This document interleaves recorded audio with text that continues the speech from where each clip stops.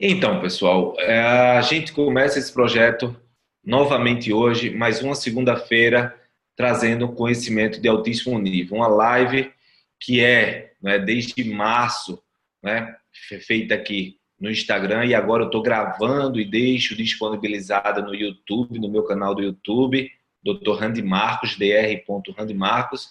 E aí, se você quiser fazer parte da minha mentoria online, deixe seu comentário no vídeo do YouTube, ou deixa aqui seu comentário, ou manda uma mensagem no direct do Instagram, que é por onde eu estou fazendo também essa transmissão, tá certo? Então, hoje seria, basicamente dor pélvica. Porém, os artigos relacionam muito a dor pélvica com alterações músculo-esqueléticas como um todo, com o paciente. Então, impossível falar de dor pélvica e não relacionar com outros tipos de dores músculo-esqueléticas, e é para isso que eu estou aqui, tá? Então, você que vem acompanhando já sabe o quanto é importante, quanto vem sendo importante essas lives, e hoje não vai ser diferente. Então, para que a gente fale inicialmente da dor pélvica, a gente tem que entender a quantidade de etiologias que tem da dor pélvica, Então, a dor pélvica tem uma vasta variedade de etiologias, de problemas, de condições clínicas associadas, mas o primeiro desafio, na verdade, é a gente tentar diferenciar a dor pélvica visceral e a dor pélvica somática, E aí, os estudos vêm cada vez mais pesquisando e tentando encontrar uma explicação que justifique esse complexo e essas relações entre a dor pélvica e a dor músculo-esquelética, a dor somática, tá certo? Então, para isso, inevitavelmente, se precisa de um excelente diagnóstico, de uma excelente investigação do paciente, Quem me conhece sabe que eu trabalho, tentando otimizar cada vez mais a causa, dos problemas, a causa das queixas, para que encontre de maneira mais rápida possível a causa das queixas dos pacientes. Então, quando eu vi esse artigo, que intitulado como Approach, Musculoskeletal Approach to Pelvic Pain, ou seja, estratégias musculoesqueléticas para dores pélvicas. Então, eu me identifiquei bastante e resolvi trazer essas experiências para poder falar com você. Então, cada vez mais a gente tem a patologia visceral vinculando com os desequilíbrios musculoesqueléticos, e a evidência científica vem trazendo isso e corroborando com os nossos achados no dia a dia do paciente. A gente tem que, muitas conexões entre víscera e o assoalho pélvico e os músculos do assoalho pélvico vão associando e integrando as aderências, os desequilíbrios dessas estruturas corporais, tá certo? Então, por essa razão, a gente tem a dor pélvica em si, frequentemente com uma relação multidimensional justificando as queixas, tá certo? Então, a dor pélvica crônica do ponto de vista visceral, ela tem uma relação muito grande com disfunções uroginecológicas, tá certo? Com a obstétrica, gastroenterológica, com a finalização, do intestino, tá certo? A gente também pode interagir as causas musculoesqueléticas, dando, através da cronicidade, influências viscerais importantes, tá certo? Outra questão bem conhecida, da dor pélvica é a endometriose, que está, segundo o artigo que eu vou disponibilizar para vocês, vinculada muito com dor ciática e radiculopatia, tá? Dentro desse contexto, temos também da dor pélvica, tá? A gestação, que aí dentro de todas as alterações de peso, dentro de todas as alterações hormonais, alterações de centro de gravidade, vem atrapalhando e comprometendo a estabilidade das articulações pélvicas, tá certo?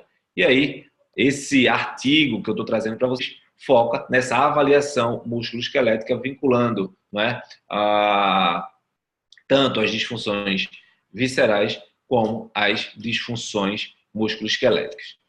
Para que a gente entenda essencialmente essa temática, a gente precisa saber da anatomia da pelve, né? Como é que a pelve está disposta nesse sentido, né? Então, a gente tem, né, dois ilíacos, é isso? Dois ilíacos, um à direita e outro à esquerda, mas fazendo todo o arcabouço, né, antero e posterolateral da pelve, né, seguindo também posteriormente através da conexão lateral, tá, do sacro. Ela vai ter o sacro atrás, os dois ilíacos e essa conexão através da articulação sacro-ilíaca, e na frente a gente tem a sínfise púbica, tá certo? E a sínfise púbica vai fazendo todo o anel, não é, vai fechando o anel pélvico, né? E aí a gente tem algumas condições clínicas dentro do anel pélvico, dentro da pelve, que está relacionada diretamente com esse desequilíbrio de sacroiliaca e o desequilíbrio vinculado com a transmissão de força de maneira errônea, né? E aí, dentro dessa transmissão de força, a gente vai complementando através das abordagens musculoesqueléticas para que o corpo do paciente consiga receber toda a carga e não ser comprometido funcionalmente, tá certo? E dentro desse contexto, a gente vai chegar na articulação sacroiliaca como sendo um dos grandes fatores, né, de comprometimentos do complexo lombopélvico e de sofrimento como a sacroileite, né, que a gente conhece bilateralmente quando tem principalmente patologias reumáticas, como a espondilite anquilosante, né? Então, a articulação sacroiliaca deve sim ser investigada durante qualquer tipo de dor pélvica, tá certo? Então, a anatomia que envolve essa região perpassa por todos os músculos do assoalho pélvico, não é? E esses músculos do assoalho pélvico funcionam como um diafragma, como uma estrutura que equilibra forças, né, de tensões internas, dando uma dinamização da cavidade pélvica.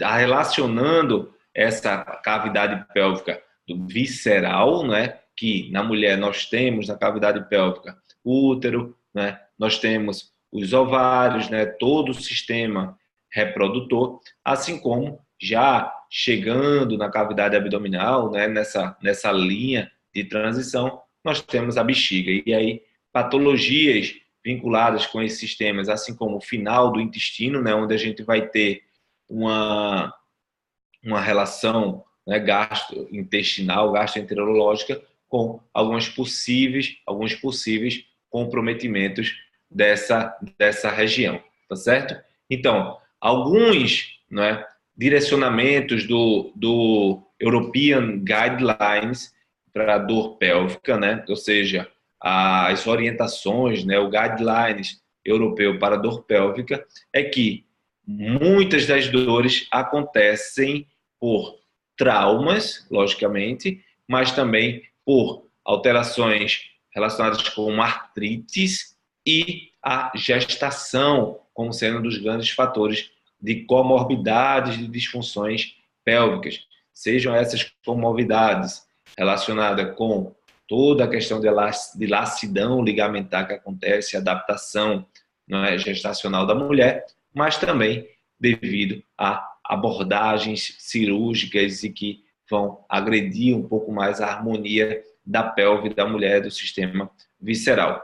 Essas maiorias dessas queixas, né, segundo o guidelines, elas são localizadas na crista ilíaca posterior, naquela região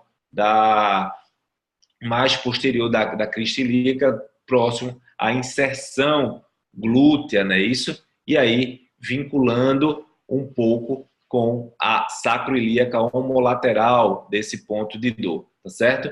Isso pode acontecer vinculada com uma dor, não é, púbica ou não, de sínfise púbica. Muitas vezes existe a sensibilidade na sínfise púbica, que não é relatada nos movimentos e nas queixas principais, mas durante a palpação, durante a investigação do equilíbrio lombopélvico do paciente, você vai conseguir observar sensibilidades e também desalinhamento dessa região que justifica essa sensibilidade, certo? Então, quando a gente está andando e sentado, muitas vezes esse desequilíbrio não gera dor, mas gera uma irritabilidade, uma excitabilidade muito grande dessa sínfise púbica, que passa a ser um ponto de ser avaliado e tratado também para manter o equilíbrio da pelve do paciente, tá certo?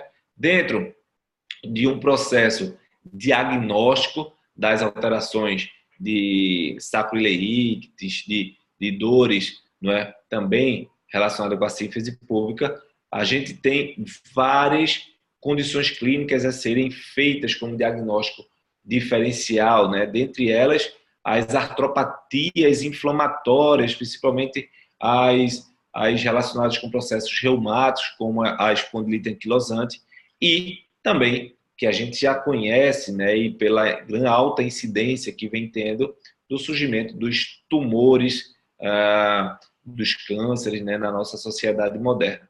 Então, é preciso ficar muito atento, mas para isso você precisa estar, sim, atento a todo o processo avaliativo do paciente, né? Quem me acompanha aí desde março sabe que a gente vem crescendo esse programa de mentoria online, vem crescendo esse programa de investigação, de oferecer, né, conteúdo de qualidade, de alto nível, baseado em evidências científicas.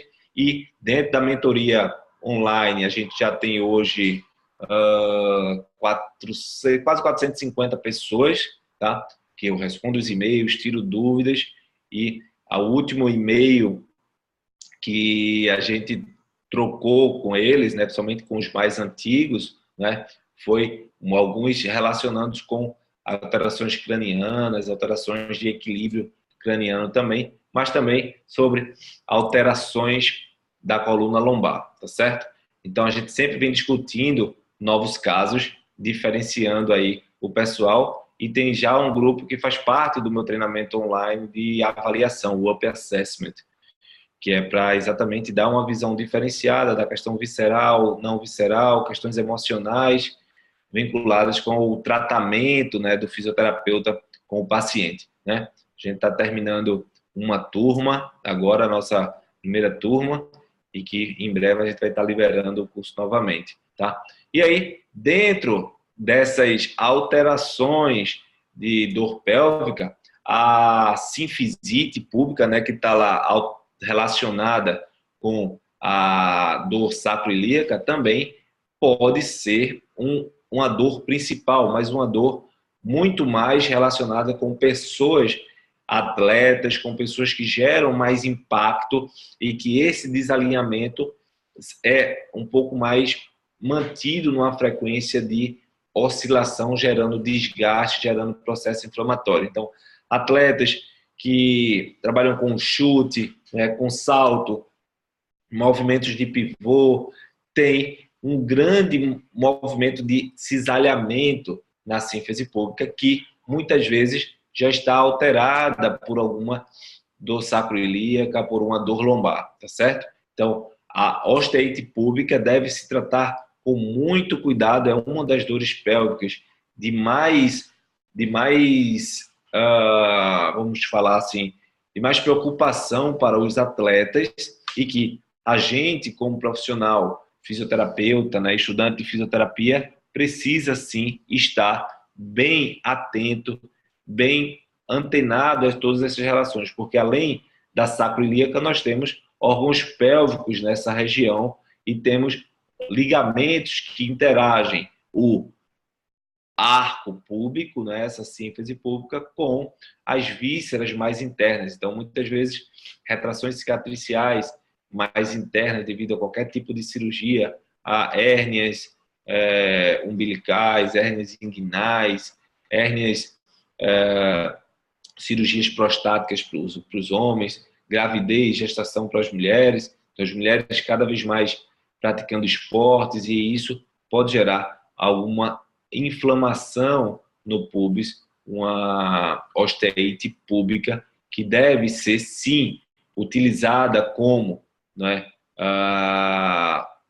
clinicamente, né, diagnosticável através de radiografia, não é? E principalmente testes clínicos de provocação. Na radiografia a gente consegue ver todo o desnivelamento e pode avaliar os desequilíbrios associados com a sacroiliaca, se está em rotação anterior, posterior, rotação interna e rotação externa, enfim, tudo isso a gente pode encontrar na pelve de alguém que tenha, né, tensões relacionadas com a osteite púbica, tá certo? E o tratamento, né, tem que ser, né, logicamente, um repouso relativo, como sempre eu venho falando, que as evidências não suportam mais repouso absoluto para os comprometimentos dos pacientes. E quem participa da minha mentoria online gratuita, vê lá que eu comento, passo muitas informações sobre isso, tá? E quem ainda não sabe como participar, só é mandar para mim um direct solicitando lá para participar do grupo, não é? Outra coisa que precisa fazer, né, para as osteites públicas, né? E aí é a reabilitação com a nossa, né, fisioterapia na essência, né? Isso de acordo com o artigo que eu estou falando aqui para vocês. E esse artigo passa o seguinte, né? Que treino de força no complexo lombopélvico é importante para tratar esse tipo de dor pélvica, tá? Além de trabalhos relacionados com o decréscimo da dor, de analgesia, tá? Então, alguns suportes medicamentosos, se o exercício, a terapia manual, técnicas de reabilitação funcional não forem otimizadas, né, de alto nível, vamos dizer assim, a gente vai ter que, não é, lançar mão de alguns processos anti-inflamatórios, tá certo? Então, dentro desse processo, a gente precisa do músculo do core, né, das integrações dos músculos abdominais, dos músculos do membro inferior, das paredes abdominais, tanto relacionando, né, o fortalecimento como a flexibilização desses músculos. Então, no artigo fala muito bem, os músculos do core training, transversos abdominais, multifídeos e os músculos do assoalho pélvico, tá certo? Para poder manter a coluna vertebral com mais equilíbrio e neutralidade, sem tanta sobrecarga. Você vai receber esse artigo, tá? Só é mandar para mim um direct, deixar um comentário na gravação do YouTube, que eu estou disponibilizando, que vai ficar disponível aí para o YouTube, tá? E aí, dentro desse processo, você vai, através desse artigo, estudar bastante e pegar cada forma de diagnóstico relacionando com osteite púbica, relacionando com sacroileite e com as outras patologias que eu vou falar aqui. Nós temos também, dentro desse artigo, algumas relações relacionadas com o estresse ósseo, né, como as microfraturas, né? Nós temos alterações viscerais que vão ser comentadas também. E aí, dentro disso, nós temos, como eu já estava falando, da musculatura do core, né? Que aí, para o atleta retornar para o jogo, né, para um exercício depois de uma osteite púbica, a gente tem que fazer algo bem supervisionado. Depois de toda a melhora de amplitude articular de quadril, toda a melhora de amplitude articular de lombar e atividades, né, livres de sofrimento, tá certo? E isso não pode acontecer. Outro tipo de problema são, propriamente dito, as desordens de quadril, da articulação do quadril, que aí nós podemos encontrar desordens intra-articulares, né, por conta de tanto problemas do complexo posterolateral, né, que envolve os rotadores externos, como o piriforme, né, um músculo bem conhecido, como também do complexo posterolateral, estando associado com alterações viscerais, né? Uma vez que nós sabemos que toda a víscera, por exemplo, da pelve da mulher, ela tem conexão com o músculo ilíaco e com a pelve, né? E também, né, a gente tem o ligamento sacro-uterino, por exemplo, que gera tensões que conectam a parte visceral com a parte músculo-esquelética. Sendo assim, né, a gente tem essa relação do visceral internamente com toda a articulação do quadril, que aí dentro da articulação do quadril nós temos, passando por dentro da pelve, o nervo pudendo, nós temos os nervos o nervo obturatório, né, que vai inervar músculos associados com a pelve e com o quadril. Dentro desse contexto, existem os desalinhamentos, né, que associam as tensões em excesso em rotação lateral do quadril, né, rotação externa, e essa rotação externa gera, né, uma alteração na artrocinemática da articulação do quadril, que tensiona em retroversão a pelve,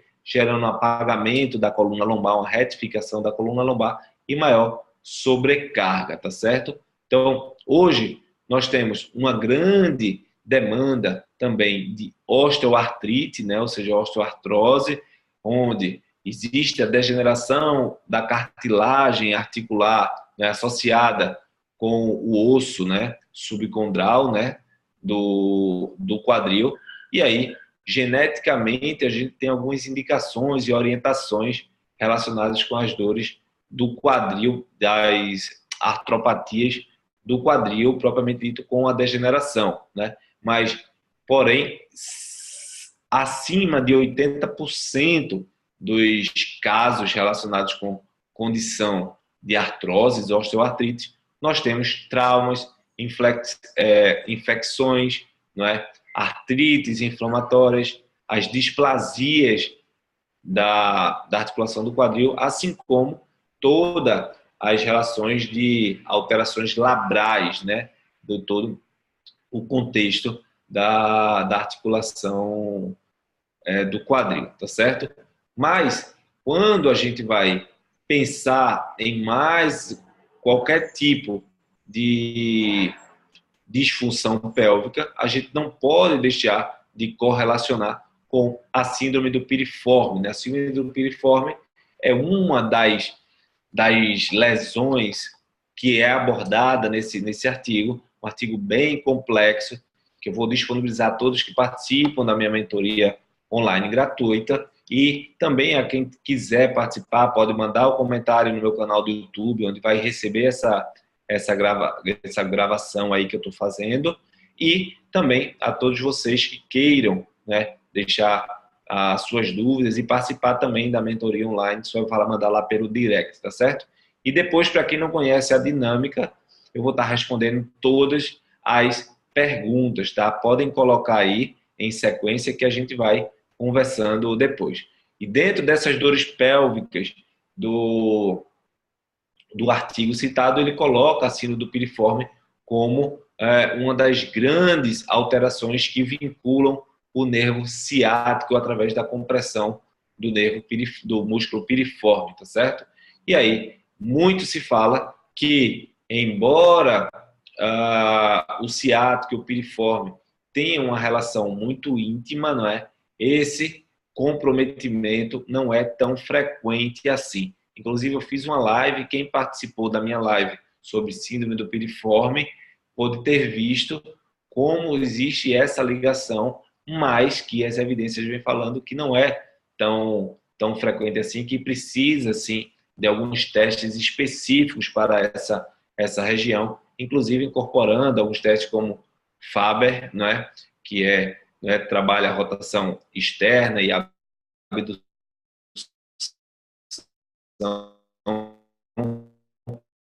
né, do um artigo de piriforme ou articular relacionando com essas queixas que os pacientes geralmente trazem, certo?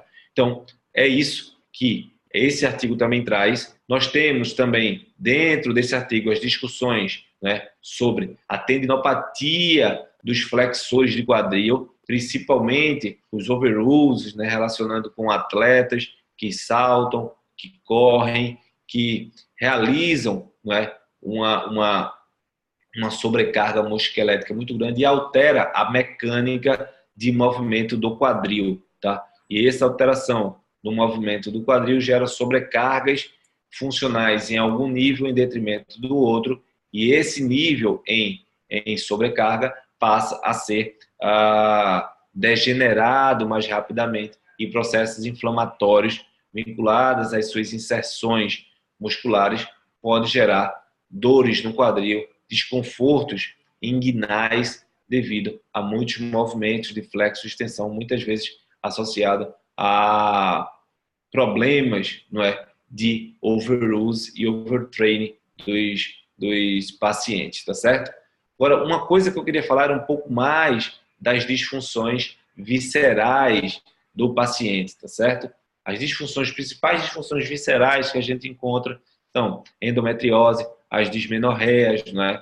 Nós temos as alterações funcionais também, que pode gerar até a infertilidade, mas relacionando com dor do complexo lombopélvico e dor pélvica, nós temos a endometriose. A endometriose que gera pontos de aderências muito críticos no paciente. E essa conexão facial interna da pelve, anatomicamente, tensiona, sim, músculos e fáscias neurológicas, que essas fáscias geram sintomas à distância, geram hiperestesia, formigamentos, geram comprometimentos funcionais, tá certo? E sobre a dismenorreia, ela é um conjunto de reações de 48 a 72 horas, né, antes do ciclo menstrual, do período menstrual. Então, algumas alterações como de humor, algumas alterações como, né, a própria cólica em si, são bem chatas e associadas com alterações do complexo lombopélvico e da pelve, tá certo? Existem algumas alterações vinculadas com microtraumas, como saltos, como desalinhamentos vinculados com esse tipo de problema, que aí vai minando o posicionamento do complexo lombopélvico, que durante o processo da marcha, por exemplo, a perna que vai na frente, encostar o calcanhar, gera uma rotação posterior. Já a perna que vai lá atrás gera uma rotação, tendência à rotação anterior do ilíaco com rotação interna da pelve. Então, essa mecânica de troca de rotação anterior, rotação posterior, contato do calcanhar, contato com a parte anterior do pé e rotações interna e externa do quadril, gera uma sobrecarga que deve existir normalmente, mas com as articulações livres, a sacroiliaca, o quadril e a lombar, e aí gerando movimentos torsionais. Porém, o que acontece é que muitas vezes a gente tem restrições articulares e que não levamos em consideração. E aí, a restrição articular de uma sacroiliaca gera sobrecargas ou no quadril ou na lombar para poder o movimento ser realizado de maneira correta. Então, dentro desse ponto de vista, uma degeneração articular ou no quadril ou na lombar pode existir devido à sobrecarga e à compensação de um movimento devido à hipomobilidade, a restrição articular da sacroiliaca. O que também pode ser o contrário, problemas do quadril gerando hipermobilidades compensatórias para fazer o movimento, o corpo se mover de maneira satisfatória, e nesse contexto a gente ter aí mais funcionalidade e menos sofrimento. Mas nessa perspectiva de você entender um pouco mais as compensações do corpo, o que a gente deve fazer para as dores pélvicas, né? A gente deve encontrar as zonas de comprometimentos articulares, não é? E esses comprometimentos articulares se estão relacionados tanto víscero-somático como somático-visceral, ou seja, problemas e disfunções viscerais minando o movimento articulatório, minando o movimento de uma sacroiliaca, da sínfise púbica, de mover, não é? Durante esse movimento de torção, e muitas vezes a gente não avalia, não é? A sínfise púbica, por exemplo, para avaliar um paciente com lombalgia. E como é que a gente não consegue perceber que se existe uma lombalgia, existe alteração do complexo lombopélvico, e se existe alteração no complexo lombopélvico, existe sim interferência na sínfise púbica, e se a fixação tiver na sínfise púbica, pode gerar alterações de hipermobilidades na sacroiliaca. Então, é um contexto, não é, anátomo-fisiológico que eu passo lá no meu curso, meu treinamento online, o Up Assessment, tá? E quem quiser saber mais, manda uma mensagem aí para mim lá no direct, mas que não está com vagas por enquanto, estamos com uma turma já para finalizar, tá certo? Mas quem quiser informações, só é falar comigo, tá certo? Então agora eu vou passar aqui para vocês a responder, tá? Temos 20 minutos para responder, a live geralmente dura 1 hora. Quem está perdendo vai ficar gravado aqui, tá? Tanto 24 horas no Instagram, como eu vou disponibilizar a gravação no YouTube, tá? Então, quem quiser assistir depois, revisar essa live, vai poder assistir. E quem quiser receber esse artigo, que está fantástico, fala de testes, tá? Fala sobre avaliação, diagnóstico diferencial, anatomia, vinculando cada tipo de patologia que eu estou falando aqui, e você vai poder ter acesso se inscrevendo lá através ou do comentário no YouTube, ou mandando um direct para mim, que eu disponibilizo para você o link de acesso para esse material, certo? Então vamos lá, pela ordem, vamos chegar nas perguntas, né? Agradecer aí a Leonardo, o Leonardo está sempre presente, o Centro Físio Castelo também, uma turma muito boa que vem crescendo cada vez mais, mandando dúvidas sempre que podem, tá?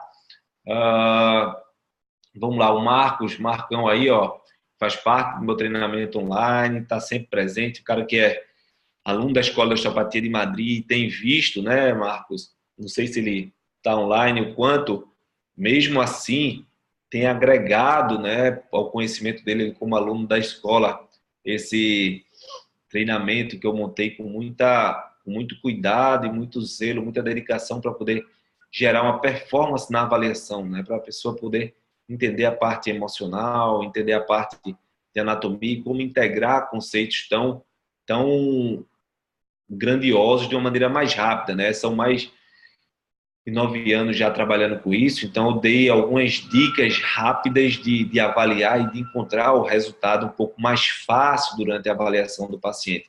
Então esse treinamento tem sido massa, e o Marcos está aí também presente em todas as lives quase, tá? Carmen também está sempre por aqui. Então vamos lá, Marien, né, deixou uma pergunta, né, para a gente poder discutir um pouco sobre o assunto. Vamos lá. Boa noite. O fortalecimento do abdômen, core, não pode aumentar a pressão intracavitária e levar mais sobrecarga no aparelho pélvico, no assoalho pélvico? Excelente pergunta, Marien. Inclusive, na última live eu falei sobre isso, né? Eu acho que foi a última que eu falei sobre o Pilates, né? E que a gente deve tomar muito cuidado com o fortalecimento do core, com o fortalecimento dos músculos do complexo lombopélvico, para evitar uma aumento da pressão intraabdominal. Existe sim uma relação muito grande entre o aumento da pressão abdominal com os exercícios relacionados com o core, tá? Porém, o que deve ser feito é, né, trabalhar associando o fortalecimento com a flexibilização, né, o alongamento, a melhora do tônus muscular dessa musculatura. Porque se você... É igual você malhar bíceps. Quando você treina bíceps, geralmente o homem percebe mais isso. Acaba o treino com o braço tendendo a se manter em flexo, né? Então, quando se tem essa propriocepção logo após o estímulo de hipertrofia, a gente tem uma tendência maior a se manter encurtado e aumentando aquela pressão. Mesma coisa são os músculos do core, né? Se a gente mantém essa pressão, esse estímulo proprioceptivo, a gente vai manter uma constância maior de pressão intraabdominal elevada. E isso é que gera o problema, é a continuidade, a constância de uma pressão abdominal alta, tá? A cavidade abdominal, a cavidade pélvica, ela deve ser, sim, capaz de suportar e dinamizar essas pressões que recebe, mas deve sim evitar a cronicidade desse estímulo proprioceptivo, tá certo? Eu não sei se eu consegui ser claro, mas essa ideia é fortalecer, trabalhar, dar estímulo também para o assoalho pélvico, que esse estímulo proprioceptivo para o assoalho pélvico é importante, esse estímulo proprioceptivo para todo o complexo lobopélvico é importante, tá? Mas não pode ser constante, de maneira permanente, tá bom? Espero ter lhe ajudado a responder. Se não tiver respondido, você manda lá na mentoria online sua dúvida também. Se tiver mais dúvidas sobre isso, eu respondo. Talvez eu demore, porque nós estamos com 450 pessoas aproximadamente, e eu mando e-mail respondendo para cada um todas as dúvidas, que tem sido maravilhosamente bem aceito as dúvidas e as dicas, e cada vez mais o pessoal vem crescendo aí profissionalmente com esse projeto, tá certo? Os praticantes de balé também podem sofrer com a síndrome do piriforme, Catarina. Então, Catarina, todos nós podemos sofrer com a síndrome do piriforme, desde que nós não tratemos bem o nosso corpo. A síndrome do piriforme nada mais é do que uma tensão, uma hipertonia, né, do músculo piriforme, seja vinculando por alterações lombopélvicas, musculoesqueléticas, ou alterações viscerais por tensões miofaciais associadas, tá? Assim como nós podemos ter um comprometimento, né, com os níveis, né, medulares da sua inervação, que podem estar lá sendo alvo, né, de hipertonia e de desequilíbrios dessa musculatura, tá certo? Mas é uma síndrome que, de acordo com o desequilíbrio biomecânico do corpo, pode ser facilmente, né, gatilhada, pode ser facilmente disparada, tá certo? Vamos lá, sobre as dores pélvicas, hein? Carol colocou, não entendi, enfim. Vamos lá, doutor, uma dor na articulação coxofemoral durante a flexão do quadril pode ser um bloqueio articular dessa região ou algo mais complexo? Então, Leonardo, literalmente a sua pergunta é bem geral, né? Então, pode sim ter comprometimento, né, intraarticular, né, onde a cabeça lá do trocânter, né, do fêmur, esteja mais fixada em posterior, né, ou em anterior, e aí esse movimento, vinculando rotações com a flexão e a extensão, pode gerar alguns bloqueios, tá certo? Mas também podem ser associados, né, com processos inflamatórios, com algo que esteja mais grave dentro do contexto fisiológico do paciente, tá certo? Não sei se eu consegui deixar a sua pergunta. Para quem está assistindo nesse momento a gravação, pode deixar suas dúvidas nos comentários, que essa gravação foi feita, está sendo feita agora através da live do Instagram, tá certo? Toda segunda-feira a gente tem live.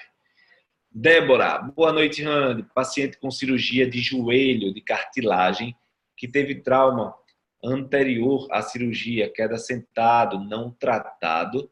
Na visão osteopática, provável disfunção de upper sleep. Vale tratar ainda?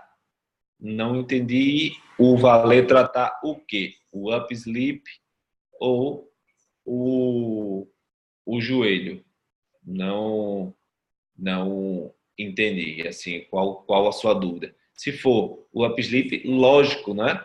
E aí, porque possivelmente devem ter uma alteração da coluna lombar de posicionamento, possivelmente uma alteração escoliótica, né? Porque o upper sleep gera uma tendência a uma MSR direita, ou seja, uma inclinação para a esquerda com rotação para a direita da coluna lombar. Se o upper sleep, o ilíaco superior, que é assim que se chama, for o esquerdo. Então, inclina para poder aproximar o centro de gravidade e roda para o lado contralateral. Essa é a primeira lei de Freier, né? A gente teve, inclusive, foi bom você falar sobre isso, o primeiro seminário da terceira turma da Escola de Osteopatia de Madrid de Recife. Quem quiser mais informações, manda aí um direct para mim, manda os comentários que a gente passa sobre a formação aqui em Recife.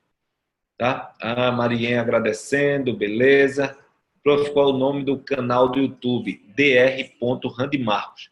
Doutor Randy Marcos, beleza? Aí, ó, Fernando, grande Fernando, monitor da escola de osteopatia de Madrid aqui presente. Para mim é uma honra ter pessoas como você aqui, meu amigo, que tem um altíssimo nível de conhecimento e participando da live, beleza? Kellerman, que é aluno aí do Up Assessment, sempre crescendo, estando junto. No caso de uma síntese pública, trabalhar exercícios excêntricos dos extensores, rotadores laterais, já que esses músculos desaceleram o movimento do chute, ao invés de focar no core. Kellerman, eu não gosto, isso é uma visão pessoal, de experiência, tá certo? Eu tenho uma visão osteopática, eu sou osteopata, coordenador da Escola de Osteopatia de Madrid de Recife. Eu acho que o trabalho muito focado em uma musculatura em sofrimento é possivelmente por conta de um desequilíbrio global do corpo. E esse desequilíbrio global do corpo não deve permanecer.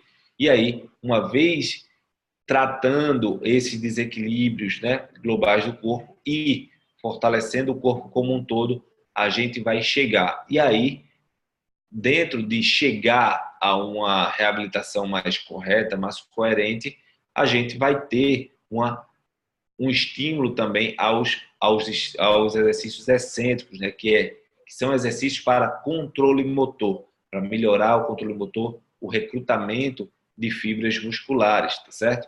E aí, o core, dentro desse processo, também pode estar sendo estimulado, tá? Mas, não, sem sombra de dúvidas, no movimento de trabalho da síntese pública, da pubalgia, um olhar diferenciado pode ser dado. Mas, em minha opinião, eu prefiro ter um trabalho homogêneo, de reequilíbrio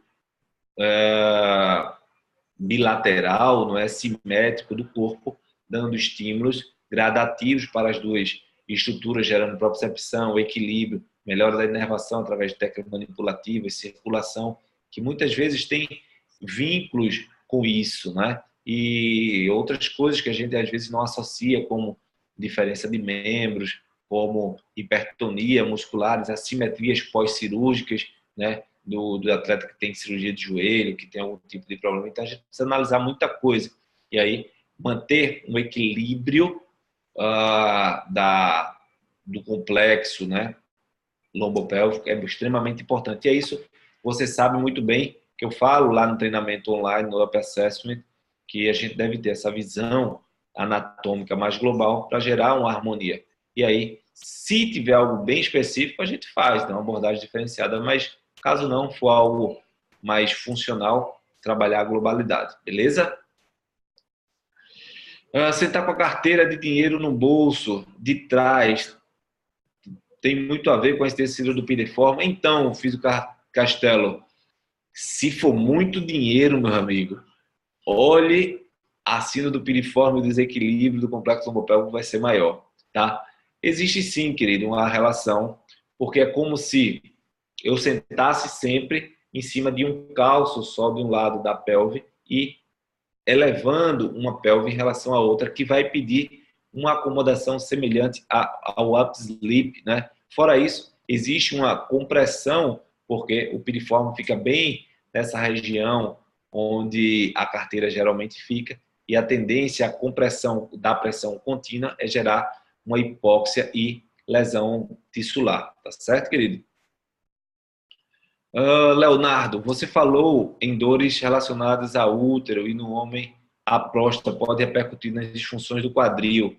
Então, Leonardo, sim, cara, alterações relacionadas ao útero e próstata gera retrações faciais, principalmente vinculando, tá, a fáscia e o forame obturatório. Pelo forame obturatório, lá embaixo na pelve passa um nervo obturatório. Existe uma relação muito íntima com os adutores. Os adutores tensionados, adutores retraídos geram a tendência de adução, alteração do ângulo Q, alteração hipertônica hipotônica dos antagonistas. Quais são os antagonistas dos adutores? Os abdutores, o glúteo médio, gerando alterações de equilíbrio do complexo tombopélvico por falta de funcionalidade do glúteo médio. Beleza, querido? Entendeu? Up sleep, obrigado, perfeito, fiz o castelo. Show de bola, galera. Ainda temos aí, 8 minutos para tirar dúvida, para completar essa 1 hora de live. Lembrando, quem quiser participar da minha mentoria online gratuita, 450 mais ou menos pessoas participando. Vamos nessa, que quem quiser participar pode mandar aí um direct para mim, ou participar do YouTube, do meu canal do YouTube, e aí participar da minha mentoria online, tá bom? Marien, quando você vem dar aula para EON São Paulo? Marien, deixa eu só esclarecer, todo mundo me pergunta isso. Eu não sou docente da EON, tá? Eu sou coordenador da escola de Recife, tá? Em Recife, mas não sou professor, literalmente, da grade de professores da escola, tá? Faço parte dessa família, abraço todos os alunos e trago muito conhecimento vinculado à osteopatia, à saúde, à fisioterapia a todos vocês. E você pode ter, sim, a oportunidade de ter aula comigo através do treinamento online, participar das aulas ao vivo, que a gente sempre tem na mentoria online gratuita. E participando lá, a gente vai discutir. Possivelmente daqui a aproximadamente 15 dias a gente vai ter uma aula, tá? E já lançando aqui para vocês, em breve eu vou fazer algumas aulas, uma semana direta de aula, tá? Sobre avaliação com o ponto de vista osteopático, sobre a visão osteopática na avaliação funcional do corpo do paciente. Então, fica ligado lá na mentoria. Logicamente, quem participa, né, da mentoria é avisado mais rápido e tem a oportunidade de se cadastrar mais rápido, tá? Olha aí, Leandro Resch, professor da escola. Grande Leandro, grande Resch, um abraço, meu querido. Você é top e é parceiro dos grandes, tá? Então a gente vai encerrando essa live. Quem quiser ter acesso ao artigo que eu peguei, vou mostrar aqui, Luzia, você vai participar sim do curso, viu? Eu sei que você já está querendo, já falou comigo, eu lhe passo. Então, o artigo que eu vou passar para vocês é esse aqui, o pessoal que está no Instagram, estou mostrando agora, Musculoskeletal Approach to Pelvic Pain, tá? Então, um artigo muito bom. Então, quem quiser, fala comigo no direct, manda quem tiver no YouTube vendo a gravação, deixa no comentário que a gente pode fazer esse bate-bola, tirar as dúvidas e fazer que você participe também da mentoria online. Beleza? Grande abraço, até a próxima.